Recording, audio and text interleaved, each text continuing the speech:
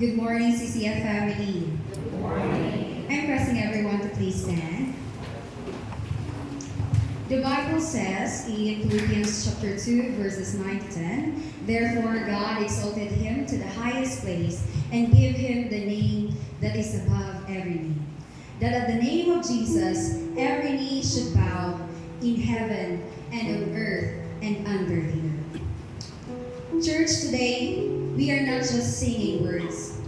We are declaring a name above every name. The name that heals, restores, delivers, and saves. We will speak His name, chains break. And when we speak His name, fear has to bow. When we speak His name, darkness cannot stay. So as we lift our voices, don't just sing, but let us declare it over our family, over our future, and over our situation. Because there is power in His name. And with hearts in awe, voices lifted high, let us sing out loud the holy name of Jesus.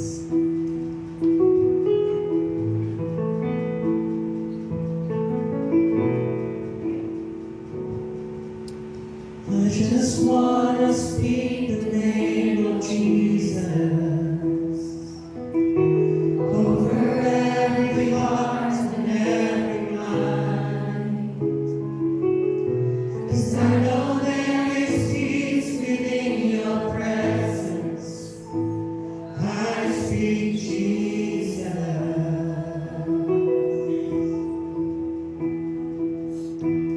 I just want to speak the name of Jesus till every dark addiction starts to break, declaring there is hope and there is freedom. I speak Jesus. Your name is power. Your name is healing. Your name is life. Break every stronghold. Shine through the shadows. Burn like a fire.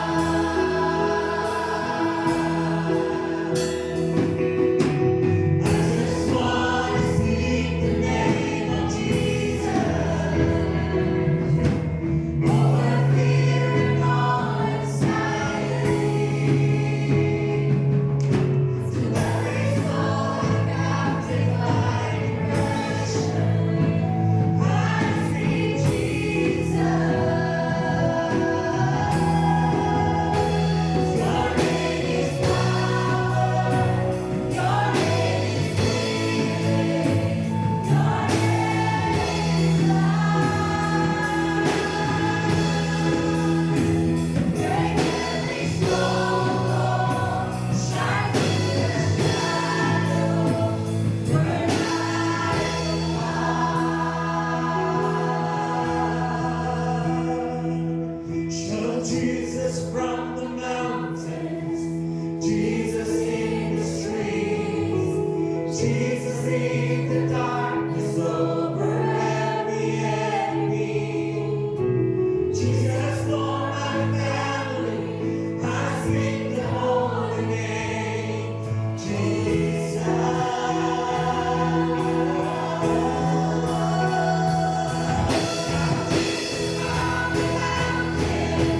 Jesus in the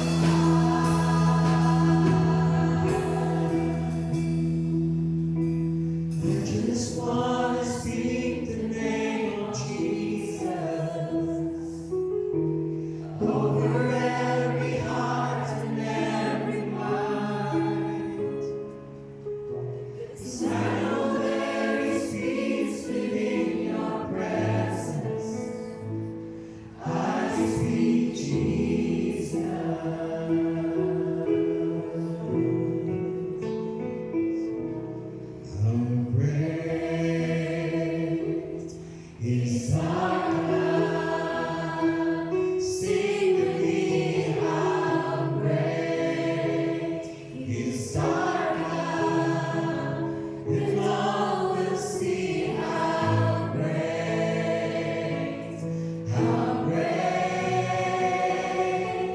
is our God.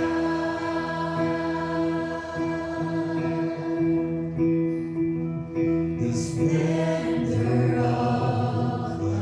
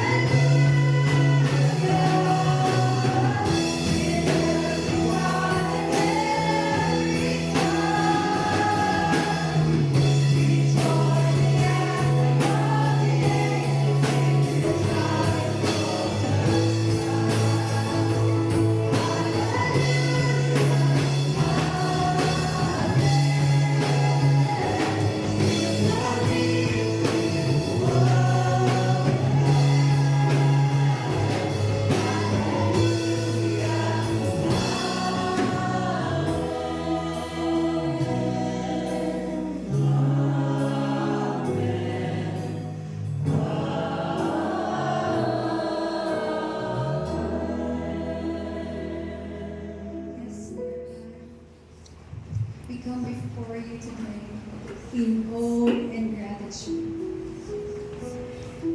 Thank you for the victory of your Son, Jesus Christ, on the cross. That victory, Father God, break the power of sin, defeated death, and give us life.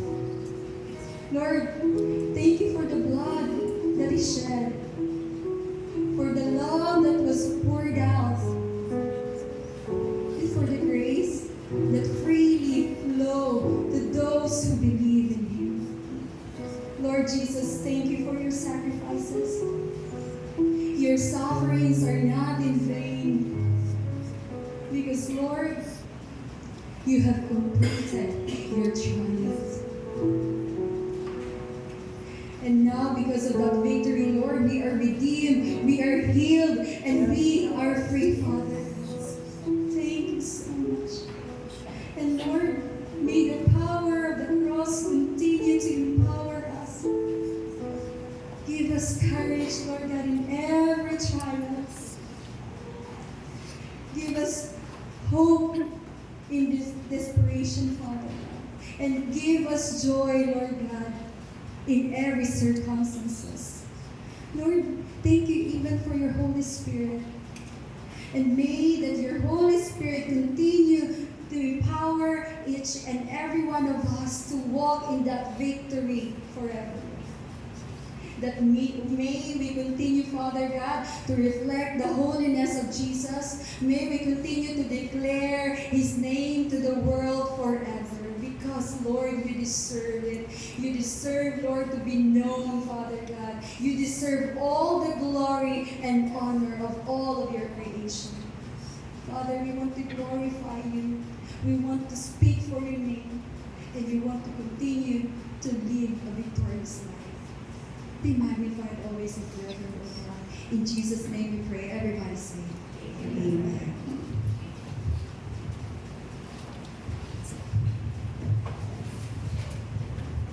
Blessed morning, everyone. If you have your Bibles with you, itong buksan nila sa book of Ephesians.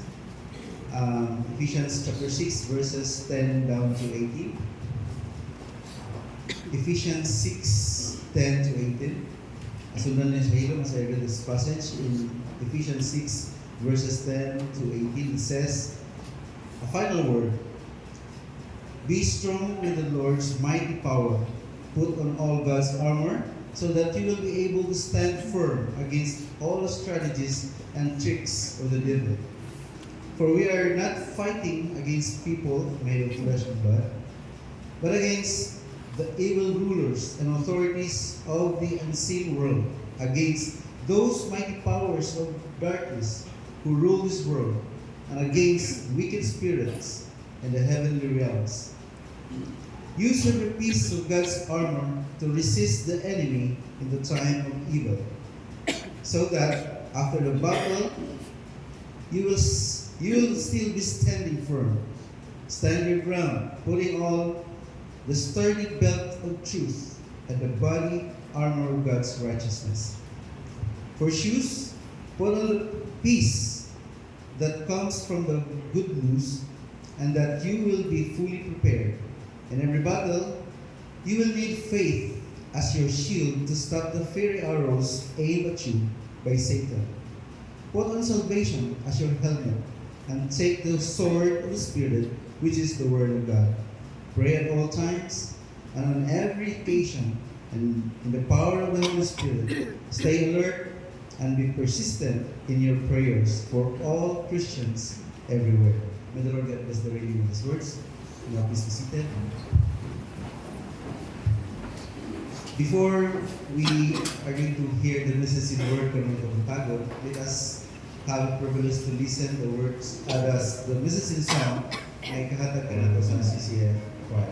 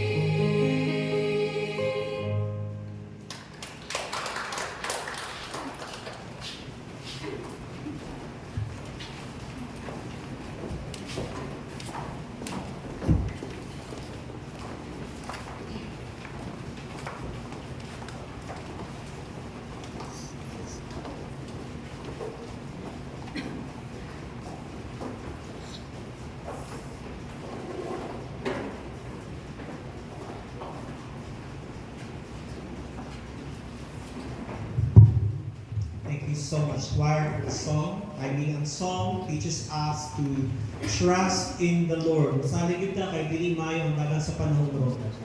Just last night or yesterday, nagsugod na ang giyera sa US and Israel against Iran in Tehran.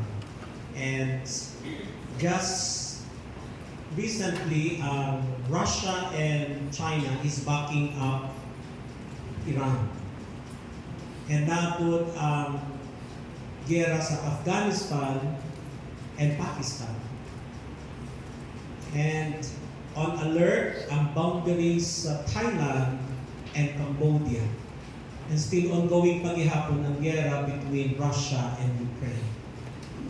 We should trust the Lord because there's no one we can rely on. Kung ang Pilipinas lang pag-usapan, maayon lang ta sa corruption. We are not good in war.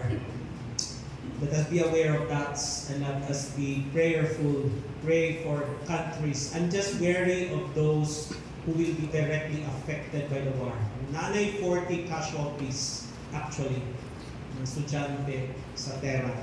Before we start our message, let us pray. Heavenly Father, we come to you knowing that we are dependent on your wisdom in understanding your truth. It's hard to fathom if we just rely on our own knowing, but your Holy Spirit will fill us, enlighten us, so we'll be able to apply in our lives what you want us to instruct today. In Jesus' name, amen. Our message today is about beyond armor into holiness. All of us, pamilyar kita sa armor of God. And most of us, nadunggan nato ni sa Sunday school. In fact, kung adto mo sa children's hall, nasa ilahang poster sa armor of God, the belt of truth, the breastplate of righteousness, the shoes of gospel, the shield of faith, helmet of salvation, and the sword of the Spirit. Yan na kay tubang din ha, prayer.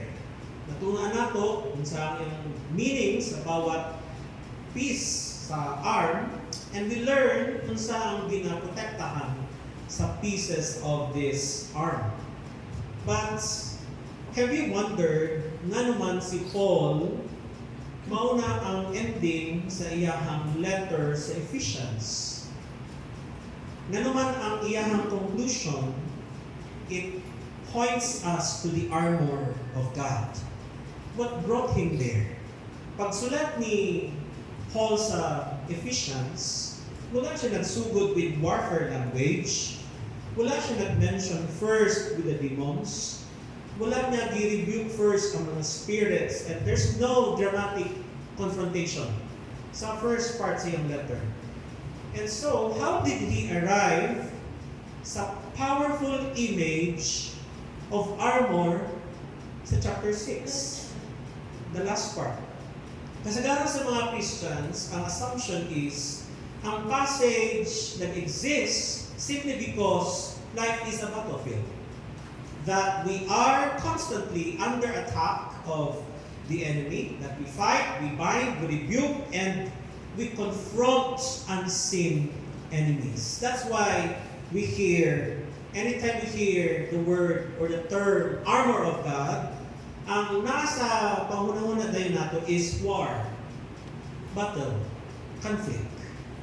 But yan ba ang reality sa isipan ni Paul when he wrote Ephesians?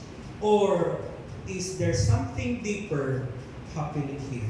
So this morning, I want us to revisit the armor of God. But now, tanaw nato siya in the lens na ginagamit natin since January, in the lens of holiness. Mas lindot siya tanawon ang message sa armor of God in the context of holiness. So this message is not about denying the reality of spiritual warfare, kaya exist mo din na. But it is about understanding it correctly. Because at the roots of every battle is not a strategy, dili siya technique, dili siya method. At the heart of the battle is holiness. Kunya, kung misunderstand nato na, we will misunderstand the armor. So today, explore nato ang heart of the armor of God, not as an emergency battle gear, but as a daily expression of holy life fully aligned with Christ. So balikan nato ang question, paano naabot si Paul sa context sa armor of God? Kung saan situation ni Paul, that time, when he wrote Ephesians, isa siya ka-prisoner sa Rome. Pinariso siya sa Roman Empire around Anno Domini 6062. And accordingly to scholars, ang pagka-prison ni Paul is na house arrest. Pwede siya makaluwas, makasulot sa balay, kaya lang he is enchained. Nakakadena siya sa Roman soldier, day and night. So the moment he wake up in the morning, ang kitanday niya, ang soldier na naka-belt, naka-breastplate, naka-shield, naka-helmet, naka-sword, guarding him. So ang imagery, dili lang yung theory, ang imagery is a direct experience ni Paul kung sayang ma-witness sa isa ka Roman Empire and what makes them powerful. He understands that the real power surrounding him is not really the empire, but in the truth living with him. No, so na-experience ni Paul ang armor of God even though he is in prison. So ang flow sa Ephesians, kung tanawon na po, wala siya nagsugod sa armor. The armor, he had a dimension at the end. He builds toward it deliberately. So, first chapter, second chapter, third chapter, hanggang sa fifth chapter, iyahang i-build up ang iyahang mga issues before he arrives at conclusion about the armor of God. Ang chapter 1 to 3, he wrote about our position, who you are in Christ. And who are we in Christ? For Paul, we are chosen, we are redeemed, we are sealed, we are raised, we are seated with Christ, and we are blessed with every spiritual blessing. In-establish niya ang position natin sa Panginoon. In chapter 4 to 5, he spoke about, or he wrote about practice, about your walk. Ang sabi niya, you must walk worthy of your calling. So, kanyang in-address ang issues sa anger, sa speech, about bitterness, about sexual immorality, greed, marriage, parenting, and work. Sabi niya, put off the old self and put on the new self. Do not give the devil a foothold. And because of that, the conclusion comes chapter 6, and he mentions things that brings pressure. Naman pressure because of chapter 1 to 6 or 1 to 5, nagkaroon ng pressure. It teaches us how to stand, where to stand in Christ and to stand for Christ. Tungod sa ato ang position, tungod sa ato ang practice of holiness, pressure will come. So pressure or challenge comes after the enemy will identify us. Now we belong to Christ. After the enemy will see us that we are pursuing holiness.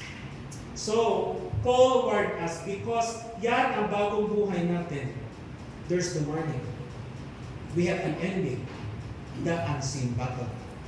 So bago niya sinabi ang armor, Paul writes in Ephesians 4:27, give no opportunity to the devil. So the pressure is whether you are to succumb, to surrender, or to stand against it. If you succumb, then you compromise. When you compromise, you open your life for opportunities of the devil to influence or empower you. But if you stand, you close the door of opportunities sa enemy. That's why compromise creates access while holiness protects. So ang armor pieces, dili lang ni actual material things. These are holiness language. Because bawat pyesa, bawat piece, it sets the believer apart. Pag sinabi niya truth, truth will set us apart from what? From deception. Righteousness will set us apart from corruption. Peace will set you apart from hostility. Faith will set you apart from fear. Salvation will set you apart from insecurity. And the Word will set you apart from cultural drift. So, Paul is not describing kung paano ta mo atake sa kalaban. He is not describing how we will defeat darkness. Paul is describing how to remain distinct, different, intact from it. So, ang armor is not about learning how to fight the demons. It is learning how not to resemble them. Di ba kadungog mo sa linya na an eye for an eye, tooth for a tooth? Meaning to say, how the way your enemy treats you, dapat that's the way you treat them back. But that's not how the armor works. Again, the armor is about learning how not to resemble them. Huwag tayong magiging katulad nila. So the armor pieces are holy language because they describe the character of life that truly belongs to Christ. So mauni ang pundasyon sa holiness, which Paul laid out for us to understand unsa ba ang composition sa whole armor of God. Now, when Paul reaches Ephesians 6:10, sabi niya, finally, no, ang word na finally, dili lang ni ordinary word, dili lang ni casual transition. Sabi sa Ephesians 6:10 to 11, finally, be strong in the Lord and in the strength of His might, put on the whole armor of God that you may be able to stand against the schemes of the devil. When Paul said finally, ibig sabihin, now that you understand who you are in Christ, or now that you are walking in holiness, now that you are living in right order, understand this. Dapat masaktan ni muli. Sabi ni Paul, finally, your position, your posture, your practice will be a threat to the enemy. Your position, your posture, your practice, or your ways of holiness is a target by those in the unseen dimension. Kasi holiness will be opposed, and unity in Christ will be attacked. Because spiritual maturity attracts spiritual warfare. So ipinakita ni Paul ang armor, hindi na ito bago, but it is the natural climax of everything he has already told them. Kumbaga, ang armor is the summary of his letter to the Ephesians. Yan, mauna ang katibukan sa iyang kasulatan. Ephesians is all about the armor of God. The armor is not an add-on to the letter. The armor is the letter that they will put on so they will know how to stand. So, ang tibuok letter ni Paul sa Ephesus is about life in Christ. The armor shows how life in Christ survives resistance. That's why it is the summary. Kung saan ba usually ginahuna sa mga tao when it comes to warfare? When it comes to warfare, people will think about exorcism. Karang naay tao ang di-possess, or may i-cast out na demon sa isa ka tao, or confrontations with the unseen forces. That's why ang mga tao, saba kaayo, I rebuke you in the name of Jesus. That's what I'm talking about. But when Paul wrote Ephesians 6, wala siya nag-mention about exorcism. Not even once. He talked about truth, he talked about righteousness, he talked about peace, faith, salvation, and the Word of God. And none of those are spectacular for the believer. All of them are just daily decisions. Kaya kasagaran sa ito, we are trained to look for warfare in the rare and in the dramatic. Kanang na ay obvious na crisis. Kanang ma-feel ni mo nga, battle ni kinalindong yung balahibo, murag may na-feel ko something. Yan ang natin naramdaman, there's something kailangan i-put on ang armor. That's how we are trained to think. But ang totoong warfare is hiding in the ordinary and daily events of our lives. For example, choices. The choice to forgive or to hold a grudge. That's a warfare. The choice or the decision to speak truth or to bend the truth. That's a warfare. What you allow to come to your mind to dwell on, that's a warfare. Paano ka mo-respond sa tao na wala ng respeto sa imuha? It's a warfare. And what you do when no one is watching, that's a warfare.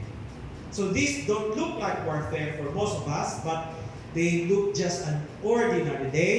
Therefore, hindi natin minsan ramdam na kailangan natin ng armor. But sabi ni Paul, these moments are already battlefield. What's our problem? We don't neglect the armor because we don't believe in the warfare. We neglect it because we don't recognize where warfare actually happens. This is a dramatic moment, but in the quiet daily choices. So this will bring us to insight number 1. When holiness feels optional, armor feels unnecessary. Optional siya kahit di man ito maramdaman. Because we're always looking for an extraordinary to feel, there's a warfare. No, kasagaran sa mga Christians, when they look at salvation, ilang gina-reduce ang salvation into, forgiven ako, okay na po. And so, holiness is optional. And if holiness feels optional, the armor becomes unnecessary. Kaya isipin natin, bakit ko kailangan mag-dress up for battle if hindi naman araw-araw na tayo maglalaban sa kalaban? But we don't realize it is found in making daily choices. So, Paul builds the entire letter on the identity bago siya nag-demand ng transformation. The transformation to put on the armor. That is why we can say, ang armor is not for beginner Christianity. Ang armor is for those who are maturing Christians. Only maturing Christians wears it. It is an equipment for a maturing believer who is already walking in the new self. Meaning, kanang tao, gina-identify niya ang kaugalingon kay Kristo ug sa iyang pagkabalaan, not just occasionally, but daily. And that is maturity. Not only when you feel goosebumps, kung you feel more, ako na-feel, simutan ko malaki. Tumutok lang ito ba? And how do you feel the presence of the enemies? Basta may ma-feel ako masimutan ka maglahi. So, armor is a daily consecration. It is a lifestyle of holiness na kung saan we discern every time we make choices. Tama ba ang decision ko? Tama ba ang plano ko? Tama ba ang aking paninindigan? And who makes daily decision? Those who are active ones in the Lord. The alive, the alert, and the enthusiastic, not the passive ones. Ang mga passive, they don't make holy decisions. They just come and go. And this will bring us to insight number 2. The enemy does not fight what is already passive. May mga believers who never feel na may urgency for the armor because they never feel targeted. Ba? Minsan, naramdaman natin, hindi man ako target ng kalaban. So, life is so comfortable. Ang ganda ng takbo ng buhay ko, I don't need the armor. You feel like, wala nag-uupo sa amin. But that comfort may not be the peace of God. It may be the stillness of stagnation. Tell you what, ang kalaban nato, the enemy, they reserve their greatest effort for those who are actually moving. Dili mag-waste time, energy ang kalaban sa mga passive. No? Because passive believers aren't a threat to the operation of the enemy. So if you are a passive believer, they don't need to attack you because they see you as one of them. Ang kalabanan talaga nila, yung mga active believers. For the enemy, passivity is already a victory for them. A passive believer requires no attack. They are already neutralized by their own complacency. That's why we can say the most dangerous Christian is not the struggling one or the attacked one. It is the comfortable one. Yung feeling mo, wala ginatak sa enemy. It's because you are passive. Because when you live a life of holiness, it's not easy. It's not comfortable. Holiness creates friction. Holiness creates resistance. So kung walang friction, it may indicate no contrast. In Ephesians, ang warfare, mo-appear lang siya when there is a contrast to the works of the evil. So what is the warfare all about? Insight number 3, warfare is choosing God over self. It's like choosing holiness anytime. It's choosing holiness every time. So people picture warfare, moral exorcism, but in reality, kasagaran sa spiritual warfare is the daily tension of choosing. Obedience over desire. Truth over convenience. Forgiveness over pride. Purity over impulsiveness or impulse. Faith over future or fear. Christ or Christ over culture. Bakit Christ over culture? Because the culture doesn't lead us to Christ. Sometimes there are practices in the culture that goes against Christ. And that is warfare. And that warfare happens quietly in ordinary moments long before dramatic confrontation. So kasagaran sa mga spiritual warfare is not shouting at demons. It is silencing your flesh. That's why masulti nato the greatest exorcism is removing the self from the throne. Ang kinakalaban natin, ang works of flesh that is in us. Kasagaran, ang pananaw nato sa armor, combat equipment. But look carefully, none of the pieces sa armor are offensive. They are not offensive weapons. And even the sword is the word of God, daily personal force. Diba? It's best to understand the whole armor primarily as truth, righteousness, peace, faith, salvation, and the Word. So what are these things? Dili siya battle tactics. They are holiness realities. And the armor is not something you put on when you feel attacked. It is something you live daily to fight, to choose God over anger, as mentioned before, over corrupt speech, over bitterness, over sexual immorality, over greed, over submitting in relationship. Ito yung pang-araw-araw na. I-check ko na ito kung masupok ka, what is our tendency to do? Diba usually ang reaction nato is outside holiness. Kung masupok ka, speech will become corrupt. Lightnings will come out.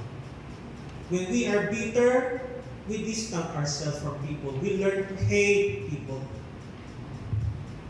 So the warfare is a fight to choose what is right.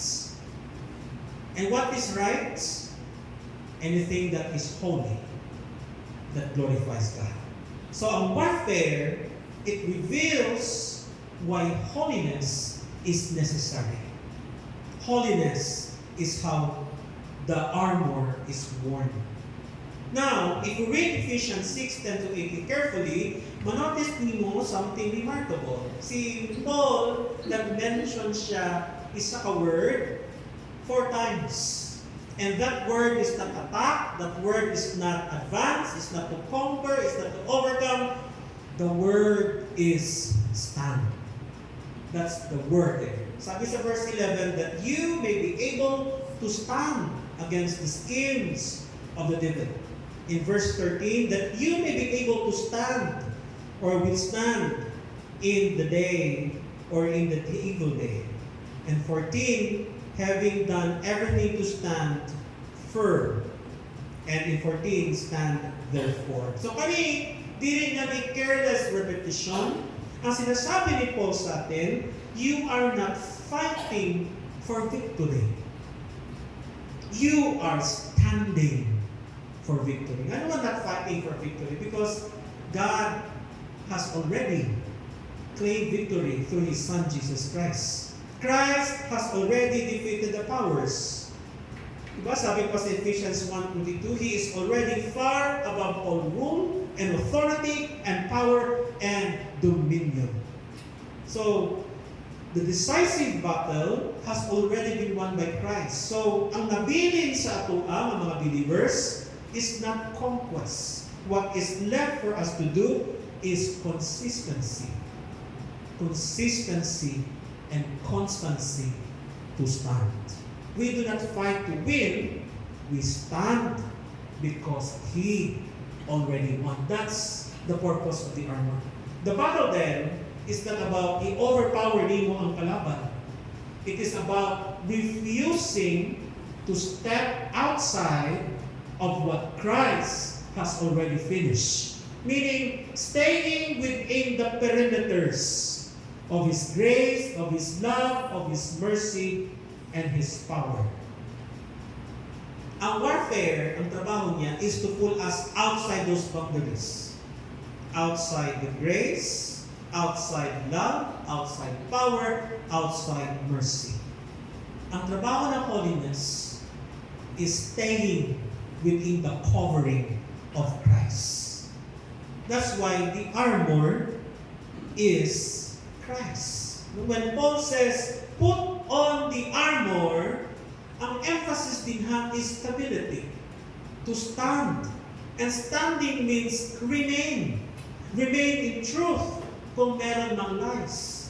Remain in righteousness when there is pressure from temptation. Remain in peace when conflict escalates. Remain in faith when fear rises. Remain secure in salvation when accusation whispers. And remain grounded in His Word. Yan ang battle natin. Dili kayo napusanay, magkugabanay, kapapildi ang kalaban. That is not a battle. That is the battle. Inside 4, without urgency about spiritual battle, there's no urgency about holiness. Paul says, put on the armor of God that you may be able to stand. Bakit kailangan natin ng urgency? Because may kalaban. There is an enemy. There is an adversary. Why urgency? Because there's a scheme. The enemy is scheming. The enemy is planning for our downfall. Why urgency? Because there is real evil day. So kung ang isa ka believer, we lose awareness of spiritual reality, ang tingin natin sa kasalanan na harmless. Sin looks harmless. Sometimes we hide it in the excuse of panagsa. Okay na ni kay panagsa. That is how we see sin if there's no urgent feel to fight or to stand. When believers lose awareness of spiritual reality, compromise feels small. And we come up a lot of excuses of our compromises. When believers lose awareness of spiritual reality, bitterness feels manageable and pride feel safe. Pero kung naintindihan nato na nakikalaban na naghahanap ng pwede sa tayo pasukin, then holiness becomes urgent. Complacency about warfare produces casualness about holiness. That's why may mga tao, we cannot identify them as soldiers of Christ. We are supposed to act like a soldier, wearing the full armor. Dili makitan sa atua. If the battle feels distant, purity feels optional. Insight number 5, when holiness declines, standing becomes compromise.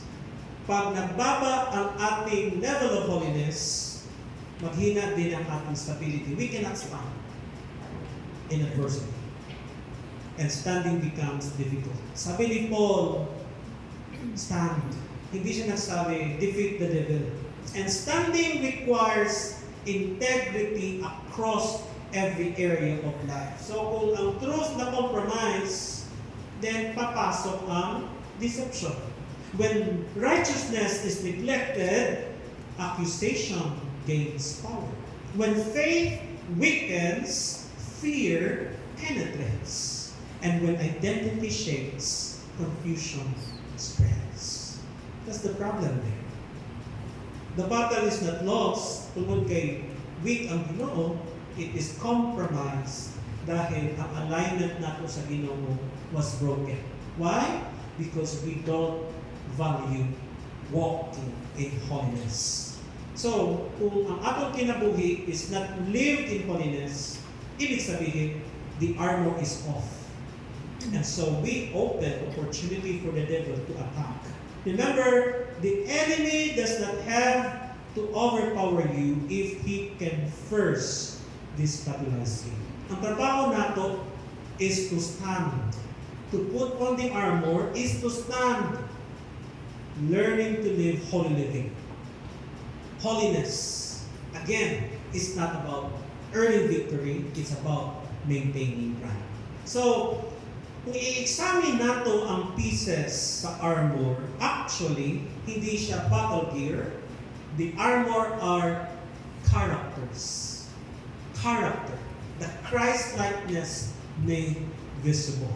Ang armor, it speaks about Jesus. The armor is truth. And who is the way, the truth, and the life? Jesus. The armor is righteousness. And who is our righteousness? Who imparted to us righteousness? Jesus. The armor is peace. And who is our peace? Jesus. The armor is about faithfulness. And faithfulness is perfectly embodied in Jesus. The armor is salvation. And where can we find salvation? In Jesus. The armor is the Word. And who is the living Word? Jesus. So they are holiness, character, being practiced in daily basis. So our armor is like Christ-likeness applied to us.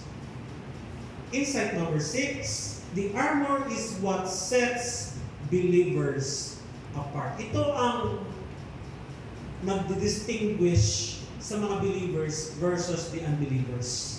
It's not the volume of the prayer, it's not the fervency of worship, it is about their way of holiness. Ang armor, it reflects the character of Christ, and that what makes us different.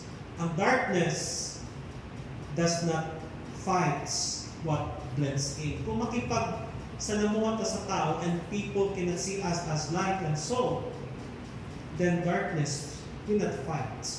But darkness reacts to contrast. Kay holiness is the greatest contrast a believer can display. Reminder sa to us sa katwa ni Paul, the armor is not worn overnight, it is formed over time. That's why ang armor is the armor of maturity.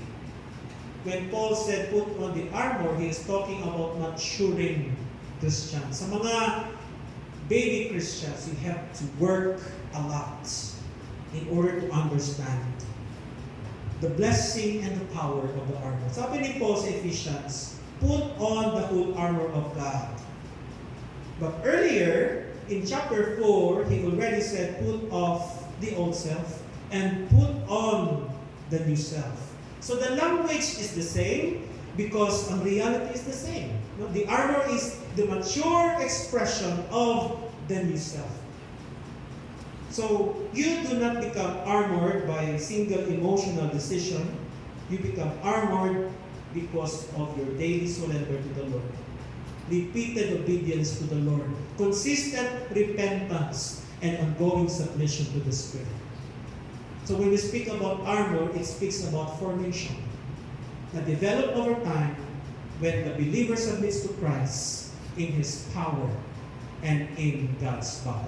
Ibig sabihin that standing firm on the evil day is the result of our preparation in ordinary days. Hindi tayo mag-prepare sa fight during the war.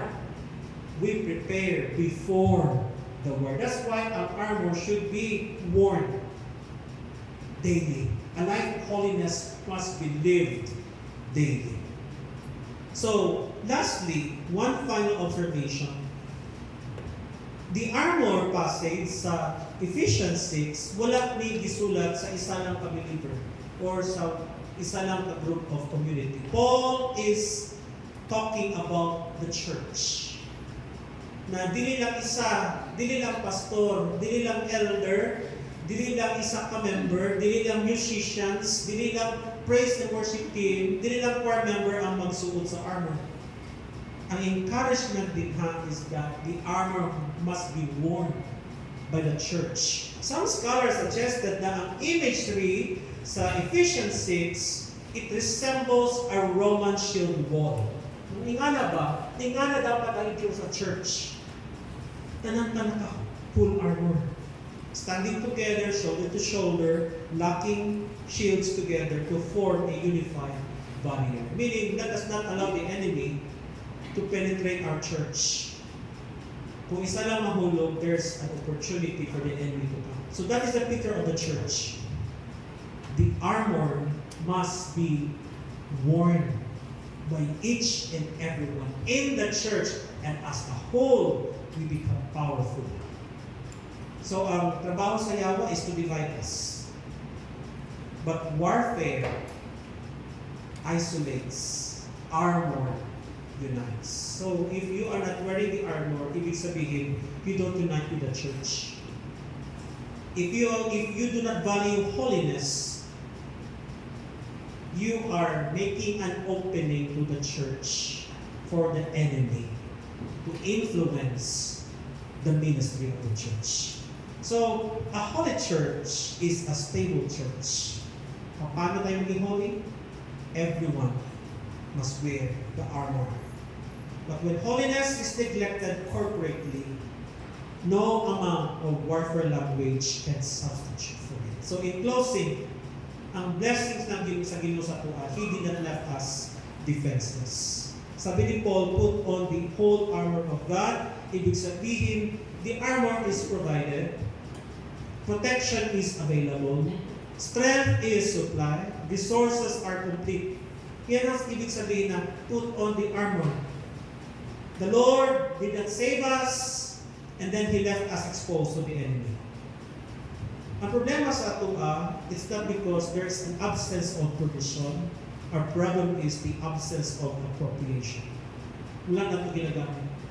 Because of that, we have no excuse na, Lord, napili me. Because there's no such thing as defenseless believer.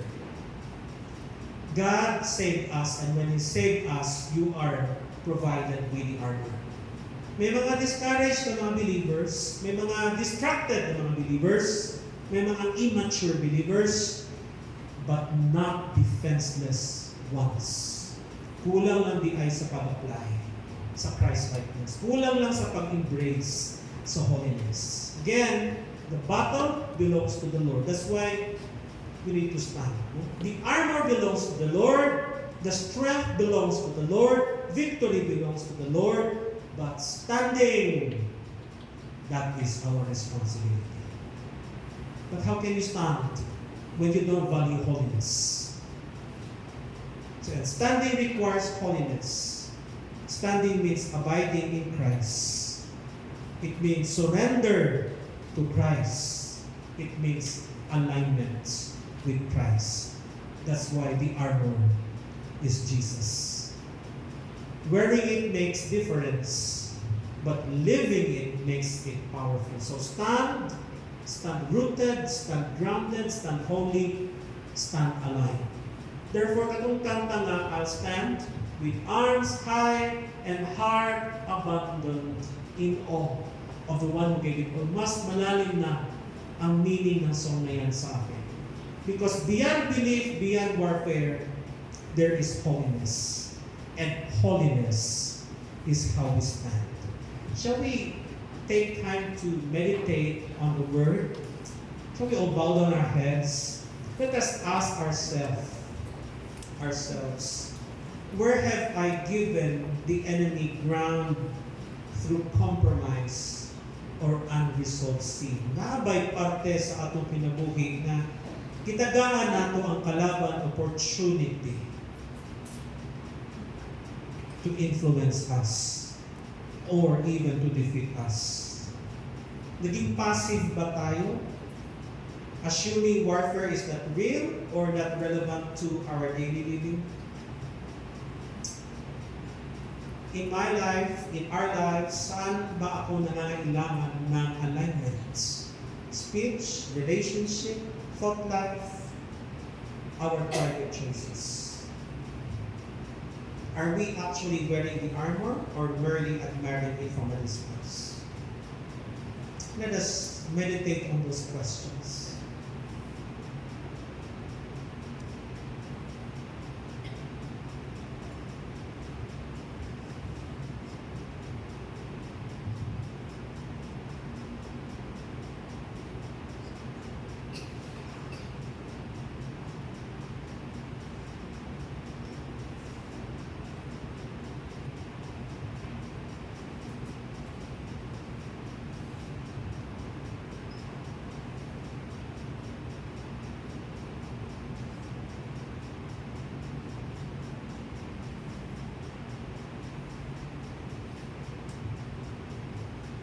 Heavenly Father, thank you for bringing this issue to us. That there's a battle really around us and inside us that requires us only to stand. Not to fight because you already won it, but to stay in you, to remain in you. To remain to what is right, to what is righteous, to what is holy, to what is peaceful.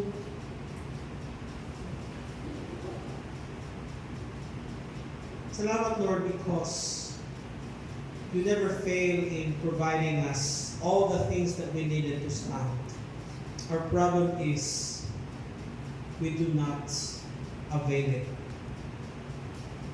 Daily, Lord, teach us to be aware of the works of the enemy and find urgency on living a life holding on to your holiness, wearing you, because you will help us stand and fight the ways and the attacks of the enemy.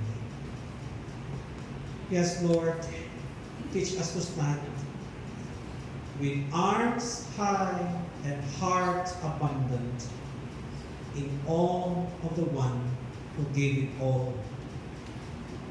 We will stand in our soul to you alone. Surrender. We're yours. In Jesus' name, amen.